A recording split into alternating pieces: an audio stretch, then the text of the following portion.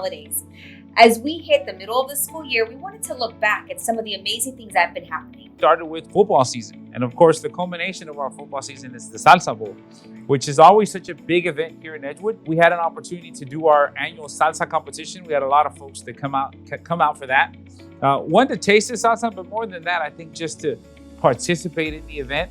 We had a lot of staff and community members. And of course, we had Market Day this show. It was a great opportunity for individuals with ideas that wanted to sort of market some of the things that they were selling to our community.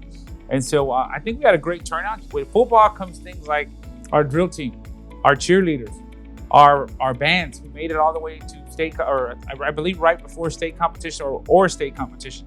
And of course, we have volleyball teams who've done exceedingly well this school year. So the fall brings with it so many beautiful opportunities for kids just to make those memories, right? You know, you've got Halloween, you've got, I was gonna say Turkey Day, but more like Thanksgiving. Thanksgiving and just all the different things. So I know you only asked for one thing, but I get excited when I talk about it. No, that's amazing. And just not the athletic part. We had some students academically have done amazing. Yes. Would you like to talk about that? Sure. So I know we had a lot of students from our football team make academic all district. The last number that I remember, I think a lot of them were above the 90 mark. This is a real big deal because to be a student athlete is a big deal. Not only are you expected, your first responsibility is to be a quality student and quality citizen, but it's also to be at your practices. The volleyball team had, if I'm not mistaken, 19 of the girls from both Kennedy and Memorial also made the all academic team. Right, and some of them made first team district, second team district, and of course it's a huge accomplishment for a young person because again, remember, a lot of our varsity teams, they're almost finished with high school, they're trying to get into college. And we're encouraging our kids to get out of the city of San Antonio, go to other places, other programs. I know last year we sent 3 of our kids to Houston, to Chicago, to Fort Worth. And so it really just starts a trend with our kids and the work that they're doing. And I love that. I know that this last board meeting, or one of the meetings that we just had, you highlighted our theater students. Yes, we had a lot of students that got scholarships to the National Conservatory, theater students that were also named to the National Thespian group. And so I want to say we had about 7. Our national semifinalist merit scholars are Hispanic, African American. So there's a lot of great things that are going on in Edgewood right now. I love that. And around that too, we also host some amazing community events here in the district. One off the top of my head is our back to school that we do every year, like National Night Out. We want to talk about that one. Sure. So I'll go back to the back to school fair. So that was really important because if I can remember back growing up, getting ready for school is not just, the kids are excited about coming to school, but there's also the fact that you have to get monetarily ready. So we were able to get through a lot of our donors into our district use school supplies for kids.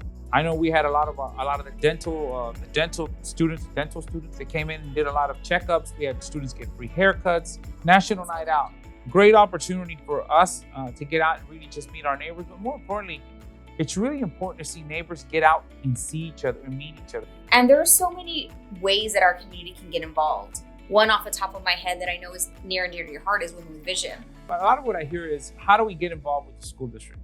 And so I know we have programs like Women with Vision. This is the matriarchs of the school district who come together. We update them on what's going on in the district. We have our business council that we just actually started our first meeting, I believe a month and a half. Great turnout, faith-based community also. It's important to meet with our local faith-based community. Team board and making sure that student voice is always prominently and important. And so I'll say with team board, we have representatives from all our secondary schools. And in fact, we've also taken their 3 representatives from the schools. We take them to a Lone Star governance training with the board. And that is a training that the board goes to so that they can get better training on how to hold the superintendent, his team, the district more accountable in the work that they're doing. And so again, student voice is extremely important in all that we do. And I want to throw a shout out to our friends in Family Engagement Department because they do the Edgewood Abuelos group. And they meet, I want to say, every month pretty much. And so they do a lot of work there. So hats off to George Garanika and our group there who work with all of our parents, grandparents in the district. Yes, and I know he offers a lot of different programming and classes. Right. So that's been amazing. But looking forward to 2024, what can we expect in the coming year? So I think for the coming year, some of the things you're going to see that are recurring are, start with literacy matters. We know literacy is extremely important in our schools. If our kids don't know how to read, then they don't know how to teach themselves how to gain new information. So as a superintendent, I have my Literacy Matters series. Of course, we start getting really excited because it's just 4 months from graduation. We have Scholars Banquet. We have Night of the Stars, which is for our retirees and folks that are moving on to the next chapter in life. We have a lot of different activities with our kids. And I know this year we talked about doing breakfasts for our kids that are in the top 10% or top 8th graders. That's new. It's the first year we're going to do it. And then, of course, really quick next month is Board Appreciation Month. The month of January every year is our Board Appreciation Month. This is our way of saying thank you to the 7 trustees that serve on the Edgewood ISD School Board Trustee Council. And so we want to thank all of them because that is a volunteer job. Nobody gets 1 penny for being on the board. And yet they volunteer so many hours in our school district. These are all former graduates of Edgewood High Schools, whether it's Kennedy, Memorial, or Edgewood High School. They volunteer a lot of time in our school district. So those are things that I'm looking forward to. I don't know if there's anything else that you can think of. Of course, sports. We have our spring sports, soccer, basketball, track and field. For kids that are in the middle schools, they get to choose where they want to go, what pathway, and even our 5th graders, is the point where they get to pick that option of what their pathway, what feeder pattern they want to go in, what's their passion.